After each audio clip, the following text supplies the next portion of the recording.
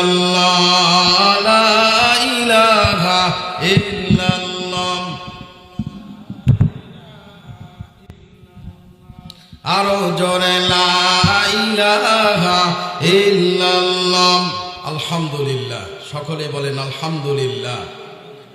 হাটগাড়ি কেন্দ্রীয় জামে মসজিদের উন্নয়ন কল্পে যুব সমাজের উদ্যোগে বিরাট ইসালে সব সভা।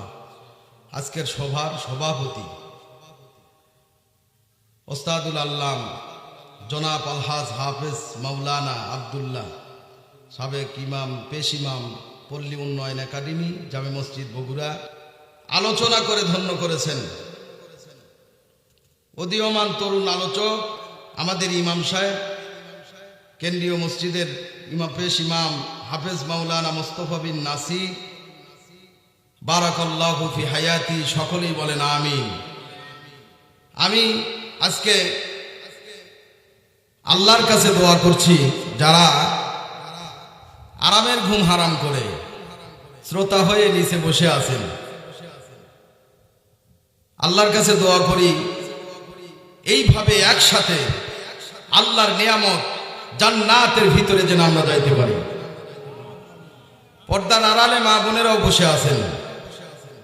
আজকে এত সুন্দর একটা কল্যাণের ব্যবস্থা করেছেন, ভালো সলেহ কাজ করার সুযোগ আমার আপনার শোনার বসার আমলে সলেহ সুযোগ আল্লাহ দান করছেন।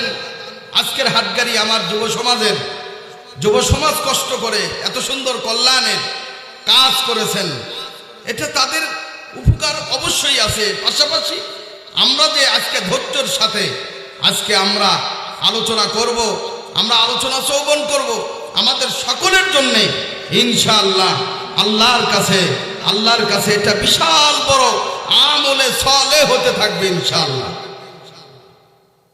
এই জন্য ধন্যবাদ জ্ঞাপন করছি আমি আজকে আমার সমাজের যুবকদের, যাদের উদ্যোগে মাথার ঘাম পায়ে ফেলে কষ্ট করে এত সুন্দর কোরআনের মজমা তৈরি করেছে। মানুষ যদিও সংখ্যা কম, কিন্তু আল্লাহর কাছে এই মজমাটা বিশাল বড় দাম। এত দাম, আল্লাহ বলেন ওই মজমাকে আমি আল্লাহ ৭০,০০০ ফেরেশতা দিয়ে বেষ্টন করে রেখে দিই।